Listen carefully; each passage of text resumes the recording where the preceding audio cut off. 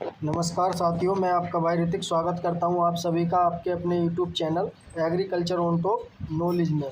तो मेरे प्यारे साथियों, बहुत ही इंपॉर्टेंट क्वेश्चन लेकर आया हूं आपके लिए कृषि भौतिक विज्ञान के, जिसे बोलते हैं एग्रीकल्चर फिजिक्स। कितने महत्वपूर्ण प्रश्न है? 15 महत्वपूर्ण प्रश्न है।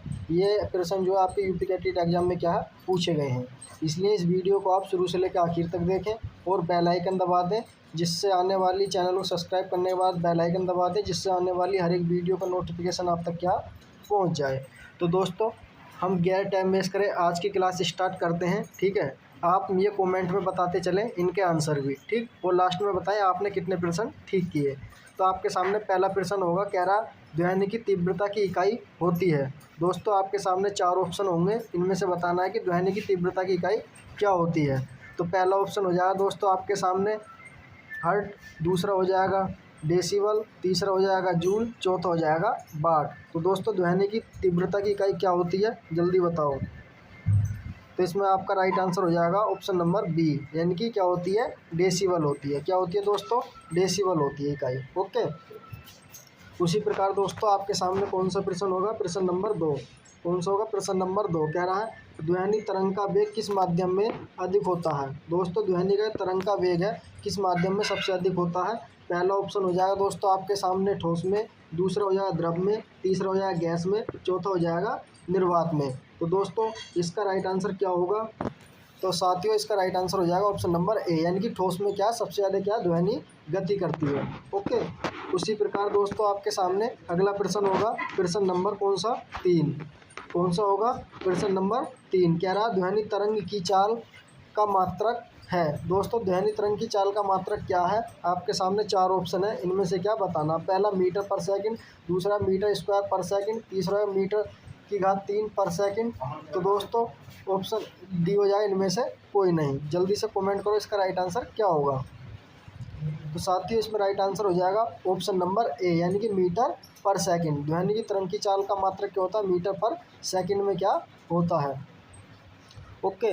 उसी प्रकार दोस्तों आपके सामने अगला प्रश्न होगा, कौन सा? प्रश्न नंबर 4 कह रहा है ध्वनि तरंग की तरंग दैर्घ्य का मात्रक है। दोस्तों, ध्वनि तरंग की जो तरंग दैर्घ्य है उसका मात्रक क्या है? आपके सामने 4 ऑप्शन है, इनमें से क्या बताना है। पहला ऑप्शन हो जाएगा दोस्तों आपके सामने मीटर, दूसरा हो जाएगा न्यूटन, तीसरा हो जाएगा वाट, चौथा हो जाएगा हर्ट्ज। तो दोस्तों, इसमें आपका राइट आंसर क्या होगा? जल्दी से कमेंट करो और बताओ। तो इसमें राइट आंसर हो जाएगा ऑप्शन नंबर ए, यानी कि मीटर। किसका होता है? ध्वनि का तरंग दैर्घ्य मात्रक मीटर होता है। उसी प्रकार दोस्तों आपके सामने अगला प्रश्न होगा। दोस्तों, जितने भी प्रश्न है 15, ये इंपॉर्टेंट है सब, ठीक है। प्रश्न नंबर 5 कह रहा है मानव स्वर्ण सीमा से कम आवृत्ति की तरंग को क्या कहते हैं। दोस्तों, मानव की सुनने की क्षमता कम हो जाती है तो उसे हम क्या करते हैं, उस आवृत्ति की तरंग दैर्घ्य को।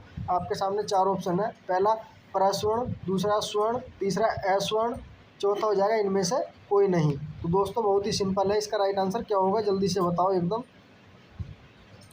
तो मेरे प्यारे साथियों, इसका राइट आंसर हो जाएगा ऑप्शन नंबर सी, यानी कि अस्वर्ण। उसे यानी कि जब सुनने की क्षमता खत्म हो जाती है तो उसे क्या बोलते हैं? अस्वर्ण क्षमता क्या बोलते हैं।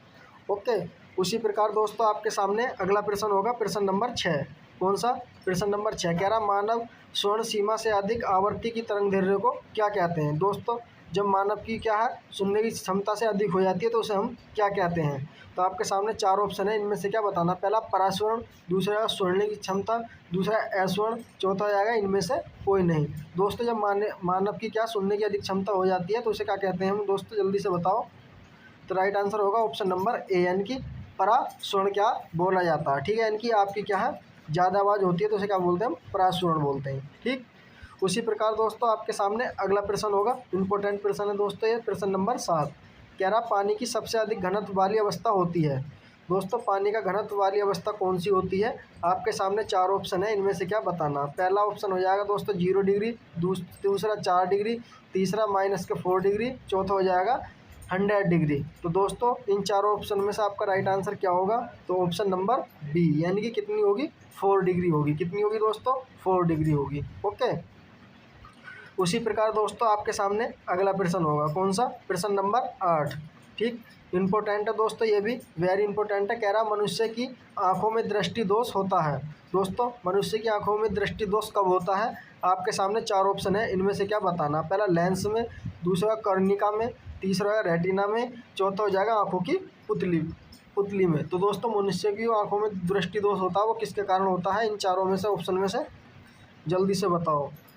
तो राइट आंसर होगा दोस्तों इसका ऑप्शन नंबर सी, यानी कि किसने? रेटिना में। किस में होगा? रेटिना में होगा। ओके, उसी प्रकार दोस्तों आपके सामने अगला प्रश्न होगा। कौन सा? प्रश्न नंबर 9। कौन सा होगा? प्रश्न नंबर 9 कह रहा मानव शरीर का सामान्य तापमान होता है। दोस्तों मानव शरीर का सामान्य तापमान कितना होता है? आपके सामने 4 ऑप्शन है, इनमें से क्या बताना है। ठीक है, पहला ऑप्शन हो जाएगा 96 फ़ारेनहाइट, दूसरा होगा 98.6 फ़ारेनहाइट, तीसरा होगा 99 फ़ारेनहाइट, चौथा हो जाएगा 100 फ़ारेनहाइट। दोस्तों मानव के शरीर का तापमान सामान्य कितना होता है? तो ऑप्शन नंबर बी, यानी कि 98.6 फ़ारेनहाइट के पास क्या 98.6 फ़ारेनहाइट होता है। ओके, उसी प्रकार दोस्तों आपके सामने अगला प्रश्न होगा। प्रश्न नंबर 10 कह रहा है कि जंतु में परासुरण तरंगदैर्घ्य द्वारा शिकार किया जाता है। दोस्तों कौन सा ऐसा जंतु है जो सबसे अधिक क्या है छूने की क्षमता के बाद क्या अपना शिकार करता है? तो आपके सामने पहला ऑप्शन हो जाएगा इसमें कौन सा? बकरी, दूसरा हो जाएगा चमगादड़, तीसरा हो जाएगा हाथी, चौथा हो जाएगा गाय। तो दोस्तों इन चारों में से आपका राइट आंसर क्या होगा? साथियों राइट आंसर हो जाएगा ऑप्शन नंबर बी, यानी कि चमगादड़ क्या है अधिक सुनने के बाद क्या अपना शिकार करता है। ओके, उसी प्रकार दोस्तों आपके सामने अगला प्रश्न होगा। प्रश्न नंबर 11। कौन सा? प्रश्न नंबर 11 कह रहा मानव में स्वर्ण सीमा होती है। दोस्तों मानव के जो है सुनने की सीमा कितनी होती है? आपके सामने 4 ऑप्शन है, इनमें से क्या बताना। पहला 10,000 से लेकर 20,000 तक, दूसरा 20,000 से लेकर 20,000 तक, तीसरा हो जाएगा 30,000 से लेकर 30,000 तक, तो चौथा हो जाएगा इनमें से कोई नहीं। तो दोस्तों इम्पोर्टेंट है, ये पूछा गया आपके एग्जाम में। तो इसका दोस्तों राइट आंसर हो जाएगा क्या? ऑप्शन नंबर बी, यानी कि 20,000 से लेके 20,000 तक क्या होती है। उसी प्रकार दोस्तों आपके सामने अगला प्रश्न होगा। कौन सा? प्रश्न नंबर 12 कह रहा ध्वनि तरंगों की आवृत्ति का मात्रक होता है। दोस्तों ध्वनि तरंगों की आवृत्ति का मात्रक क्या होता है? आपके सामने 4 ऑप्शन है, इनमें से क्या है बताना है। ओके, पहला ऑप्शन हो जाएगा मीटर पर सेकंड, दूसरा हज़ार, तीसरा हो जाएगा न्यूटन, चौथा हो जाएगा वाट। तो दोस्तों इसमें आपका राइट आंसर क्या होगा? इसमें राइट आंसर हो जाएगा इसमें ऑप्शन नंबर बी, यानी कि हर्ट्ज क्या है ध्वनि तरंगदैर्घ्य की आवृत्ति का मात्रक होता है। इंपॉर्टेंट है दोस्तों, पूछा गया है ये भी प्रश्न। उसी प्रकार दोस्तों आपके सामने अगला प्रश्न है प्रश्न नंबर 13। कौन सा? प्रश्न नंबर 13 कह रहा मानव रक्त का सामान्य पीएच मान होता है। आपके सामने 4 ऑप्शन है, इनमें से क्या बताना है। ठीक है, पहला ऑप्शन होगा दोस्तों आपके सामने है 6.5, दूसरा हो जाएगा 7.4, तीसरा हो जाएगा 8, चौथा हो जाएगा इनमें से कोई नहीं। जल्दी से कमेंट करो और बताओ इसका राइट आंसर क्या होगा। बहुत ही सिंपल प्रश्न है दोस्तों ये। इसमें राइट आंसर हो जाएगा ऑप्शन नंबर बी, यानी कि 7.4 क्या पीएच मान होता है किसके? रक्त का, ब्लड का। हमारे ब्लड का पीएच मान होता है 7.4 होता है। ओके, उसी प्रकार दोस्तों आपके सामने अगला प्रश्न होगा प्रश्न नंबर 14। कौन सा? प्रश्न नंबर 14 कह रहा है श्वसन के द्वारा किस गैस का उत्सर्जन होता है। आपके सामने 4 ऑप्शन है, इन 4 ऑप्शन में से क्या बताना है। ओके, श्वसन के द्वारा है कौन सी गैस का उत्सर्जन होता है? ऑप्शन नंबर है ऑक्सीजन का, ऑप्शन नंबर 2 कार्बन डाइऑक्साइड का, ऑप्शन नंबर 3 नाइट्रोजन का, ऑप्शन नंबर डी हाइड्रोजन का। तो दोस्तों श्वसन के दौरान हम कौन सी गैस को छोड़ते हैं? आपके सामने इसका राइट आंसर क्या होगा? कमेंट करो। तो राइट आंसर हो जाएगा ऑप्शन नंबर बी, यानी कि कार्बन डाइऑक्साइड का। किसका होगा? कार्बन डाइऑक्साइड का होगा दोस्तों। ठीक, उसी प्रकार दोस्तों आपके सामने आज का लास्ट प्रश्न होगा और सिंपल प्रश्न है एकदम। कह रहा श्वसन किस अंग के द्वारा किया जाता है। दोस्तों श्वसन जो है किस अंग के द्वारा किया जाता है? आपके सामने 4 ऑप्शन है, इनमें से क्या बताना है। पहला नाक, दूसरा फेफड़े, तीसरा आपका पेट, चौथा हो जाएगा इनमें से कोई नहीं। तो जल्दी से कमेंट करो और बताओ दोस्तों किससे किया जाता है।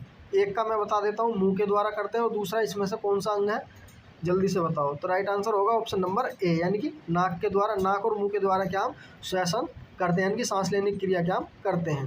ओके, श्वसन की क्रिया किसके द्वारा होती है, आपसे पूछे तो वो बताना किसके द्वारा होती है दोस्तों, फेफड़े के द्वारा होती है। ठीक है, अगर आपसे श्वसन की क्रिया पूछे फेफड़ों के द्वारा, अगर अंग की बात करते हैं तो नाक और मुंह होता है। ठीक, तो थैंक यू दोस्तों। आई होप मुझे उम्मीद है कि आपको ये वीडियो पसंद आई होगी। अगर दोस्तों वीडियो पसंद आई है तो प्लीज़ वीडियो को लाइक करें, कमेंट करें और इस चैनल को सब्सक्राइब करना ना भूलें। बेल आइकन दबा दें जिससे आने वाली हर एक वीडियो का नोटिफिकेशन आप तक पहुँच जाए। धन्यवाद, मिलते हैं अगली वीडियो में।